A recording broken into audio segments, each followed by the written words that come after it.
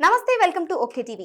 మధ్యప్రదేశ్లోని గ్వాలియర్లోని సింథియా స్కూల్లోని దేవాంశ్ త్రివేది అనే ఇంటర్ విద్యార్థి పొరుగు దేశమైన చైనా డ్రోన్ టెక్నాలజీ నుండి ప్రేరణ పొంది 80 కిలోల బరువు వరకు మనిషిని మోసుకెళ్లగల హెవీ డ్యూటీ డ్రోన్ 3,05,000 రూపాయల విలువైన MLDT-01 అనే డ్రోన్ ను అభివృద్ధి చేసినట్లు ఇన్నోవేటివ్ విద్యార్థి దేవాంశ్ త్రివేది పేర్కొన్నాడు. ఈ డ్రోన్ 45 హార్స్ పవర్ డ్రోన్ 60 కిలోమీటర్ల వేగంతో 6 నిమిషాల పాటు నిరంతరం గాలిలో ఎగురుతుందని మరియు 80 కిలోల బరువున్న వ్యక్తిని మోసుకెళ్లగలదని అన్నారు. 1.8 కిలోమీటర్ల పొడవు మరియు సమాన వెడల్పు కలిగిన ఈ డ్రోన్ ను ప్రస్తుతం భద్రతా కారణాల దృష్ట్యా 10 మీటర్ల ఎత్తు వరకు మాత్రమే ఎగురవేస్తున్నారు.